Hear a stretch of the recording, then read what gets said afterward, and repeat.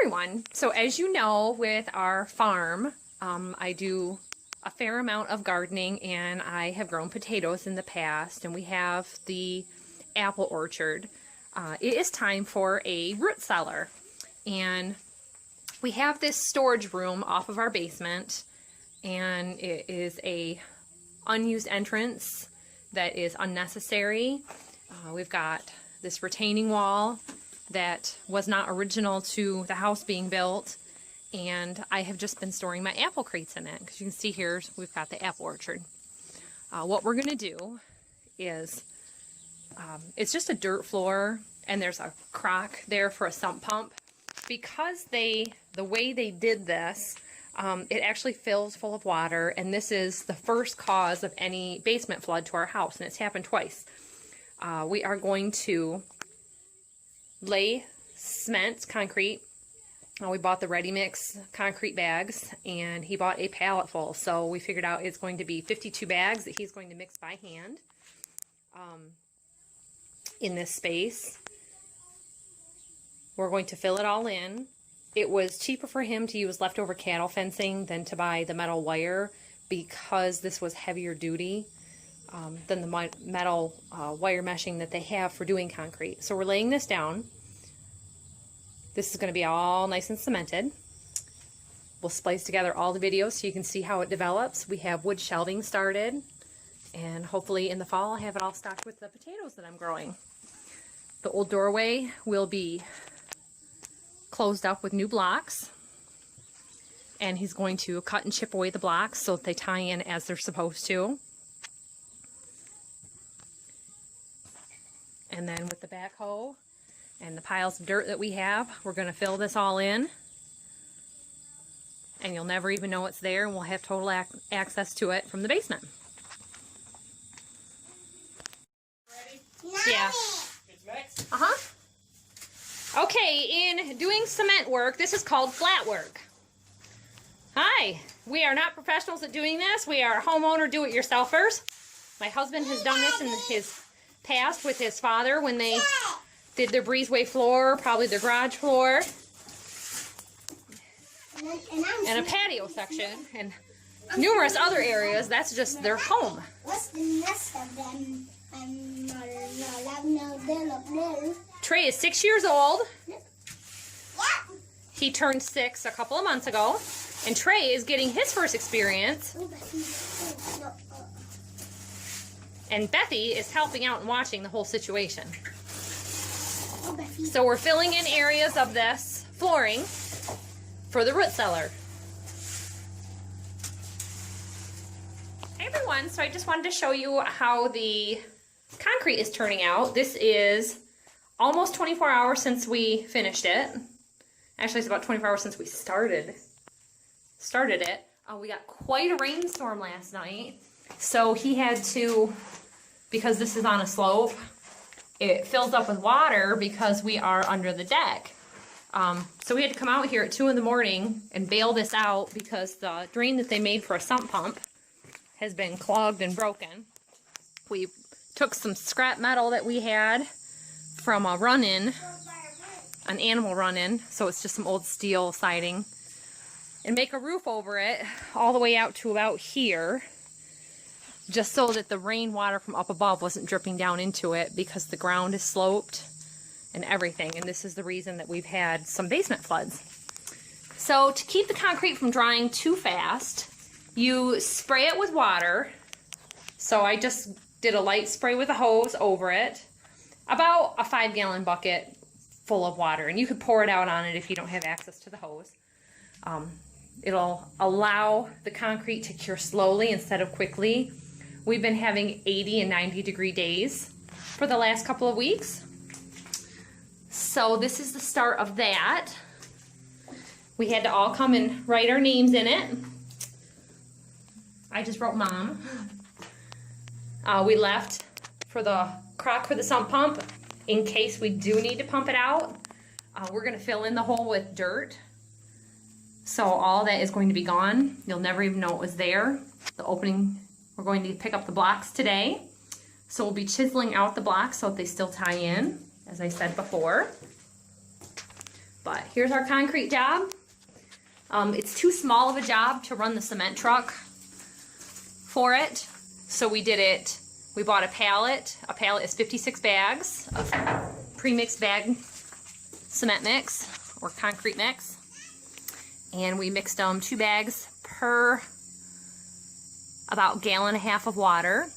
The instructions say 1 gallon, it was way too dry. So we did 1.5 gallons, and we mixed it in the wheelbarrow.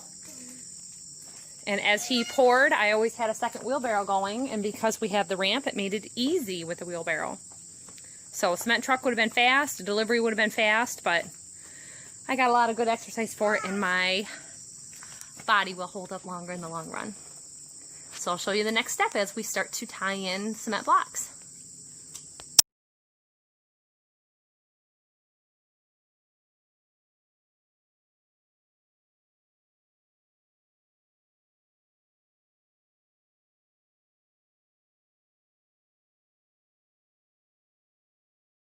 So wrong that I cost myself trouble at the top, see?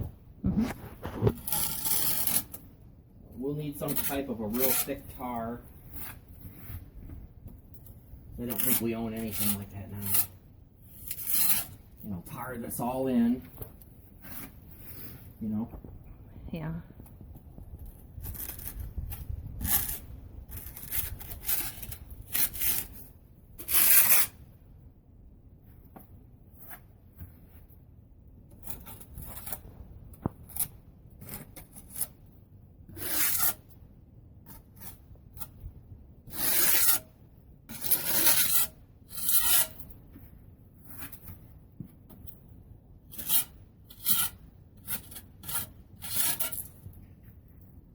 Hi. Hi.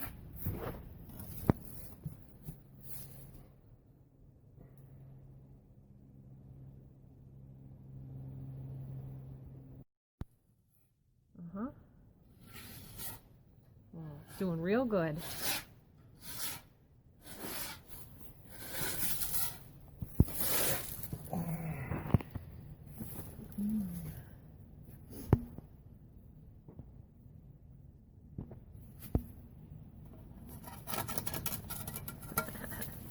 Hmm? 2016. This is one of those projects that has been put on hold. Did you see that date stamp in the concrete? 2016. Little Bethy was 2 years old out here. Trey was just a little guy, and they were helping their dad spread the concrete down. Now, because we have the backhoe, I said it's time to get some dirt moved from that project that we had. The county left us a bunch of dirt from them going along digging out the ditches, and it's all topsoil. So we're going to be able to fill this in, because this year was a great year. We were able to get that backhoe going. Some good things do come out of 2020. He's had more time on his hands with less work to do so that he can work on our farm. So as you can see, well, I'll just turn this camera around so you can see better. But the contour of this wall, they followed the ground. So they go all the way down. He's halfway up the wall, and he's going to get this finished up today. It's going to rain this afternoon about 4:30, 5 o'clock. Hopefully it'll be done, because see that deck? It's right above him. I don't want him out here working getting wet. There's only so much he can do from the inside, but he's going to get himself in a spot there at the end. So I went last night and I picked him up another masonry blade. He had one, it was a 7-inch masonry blade, and it had worn down to about 2 inches in size. He's having to cut a block, which was part of the holdup, and the other part of the holdup was being able to figure out how he was going to handle the re-rod. So they don't seem to make any cement blocks that his re-rod could lay down into the groove. So to tie it all in so that it's nice and strong, he's putting re-rod this way and on top of the block. So you can see here, he's drilled a hole here and here with the hammer drill. I'll tell you that Milwaukee hammer drill has helped him a lot. We went shopping to try to find another one because ours has actually been borrowed and we didn't have it back, so he just said, just go get it back. We're not buying another one. Prices have gone up ridiculous on some things this year. So we got our hammer drill back, and it was just ridiculous to have to buy another one. See that? That is what is left of a 7-inch masonry blade. So I picked him up another one last night. And it's different prices at different Home Depots. It was $2.97 at the Home Depot I went to last night, and it was $6 or $7 at the last Home Depot that I went to, which is 30 minutes away. So I just happened to be close to a Home Depot and stopped in and got it. He'll be able to get this done. When he started, this was probably 6.5 inches, and he said it really wore down a lot in cutting that clay tile flue for the chimney repair at the other house. So he wore a lot of it down. There was used to be a homemade door jamb here. He took the board out of the top there, and we were looking at how they built all this. There's re-rod and wire mesh. There's foam, 2 layers of foam. Looks like 2 layers of plastic. There's concrete or cement here on the edge, just because they were trying to make some kind of a drift edge or make it way down. And then tar again over the top of that. So they put a lot of work into this, but it wasn't exactly built well. Some of those cellar doors would have solved all the water situation of this. It's just that it was extended so far out. It was really good to use as a firewood door if we ever got our wood add-on furnace going, but we had decided, you know, it's just the safety, security, just heat loss, mice getting in, all kinds of stuff. A big problem we had every year was water running down this ramp, because the sump pump pumps out over there and the water was running down through here and then right there, or diverting right around here and down. So if I ever caught a heavy rain and the sump pump was on, we have this black corrugated tile, and I run it right downhill over that way, and then there's no need for it to be running this way at all. It's going to be all gone. The boys started taking the sledgehammer, they're knocking out the blocks, they're throwing it right in the backhoe. The guy down the road has got a refining and crusher stuff for making concrete, and that's going to all go down there and be all cleaned up. We'll take some of that dirt that's in those sand piles or dirt piles and get this totally filled in. Needed layer of rod. What'd you do? Make a movie about how you They weren't even facing each other. See, the Yeah. wall has to be a little curved to come up. It's hard to see from this. Now you can't angle, tell, but but even the guy who did this, when you look in here, mm-hmm. this wall was, I mean, if you put a square up here, the square would be out like this. You've got some mortar to repair right here in these 2 lower sections.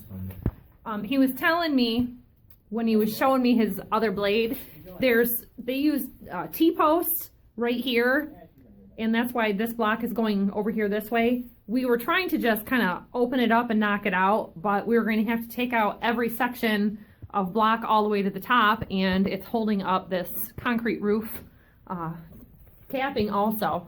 I was telling him about root cellars and, you know, vegetable storage or anything. This could be a wood storage room. We might actually put a vent that goes out. We obviously don't want rainwater or anything going, so that any off-gassing can occur, because this would be really great for an apple storage. Did you know that your apples and potatoes cannot be stored together? We had started out building some shelves for in here, and we realized that it wasn't really safe and secure from rodents, and decided that this was a better way to go. There's little gaps, and I can see holes right up there where they're going through some insulation that's up there. Yeah. So I leave them some nice little tomcat baits, and then they disappear for a little while, but we don't want them making their way into any fruit and vegetable storage here, and that's what just made me notice that. So show me your blade here again, the one you just took off. So he's gone through 2 blades. The one was a 1/2 inch smaller to begin with, and then the other one was a 1/2 inch used smaller. When you take a block, I thought it was going to be half blocks, but they're actually, those pieces I've cut are only 6.5 inches. Mm-hmm. So basically, It was smaller than a half block. coming right along here, right against this, Uh-huh. cut, and when you, the cuts, by the time you're done, you're not even getting through them, and it takes a 6.5 or 7 inch blade, makes it into this, 2 in 1, which gets you 2 courses done, but That's the one you just took off now? one of them. Yeah, they're both small. So it wears it away so fast that you'll get all the way through the first one, you do another one, and by the time you get to here, it's only about this deep, Mm-hmm. and you end up just finishing it with the hammer, breaks them off clean. It might not be quite the right thing, but $3, so Yeah, whatever. Buying an 8-inch block wasn't going to do us any good. because it was still going to be too big. So it was just a weird. I think he added this later when he started burning wood. I think was what they did. Maybe. Okay. Yeah, because this had a all homemade tongue and groove wood door that was just hanging off its hinges with another plywood door that was maybe, you know, 1/4 inch on this side of that, and none of it lined up well because it's obviously not square. The whole thing is, you know, just off. So of course they had to build it homemade, and I just always wanted it closed in or done up because I think it'd be a great storage area. So I'm headed off to work, and I'll show you how far he comes along later in the day. Well, I'll tell you, we got this basement wall finished just in time. It's all about timing around here. When you've got time and when you don't got time, things kind of run into each other. But we got some weight of some snow there. It's all filled in. We've got a couple loads of dirt. He was able to fill it in with the backhoe. He hand filled it in against the wall. It's got a couple layers of tar and the visqueen plastic. Let me know in the comments down below where that term came from, visqueen. I don't know if it's a brand like Kleenex, you know, Band-Aids that people just started referring to. Because when you go to the store, nothing says visqueen. It says sheet plastic on a roll. And we use a lot of that stuff around here. Different projects and whatnot. But it's drying out in the basement. We've been running a heater in the little room. I'd like to get it sealed off in the inside with some dry lock. I think it's a 5-gallon bucket that I've got, and you know, you pick this stuff up at the store under mist tints and they mark it down drastically. Like a 5-gallon bucket used to be $20, and I know the stuff at Home Depot is a lot more now. They don't discount it that much there, but Menards does, and I think it's $15 for regular paint and $20 to $25 on specialty paints for a 5-gallon bucket. You can get gallons for $9 and pints for $1.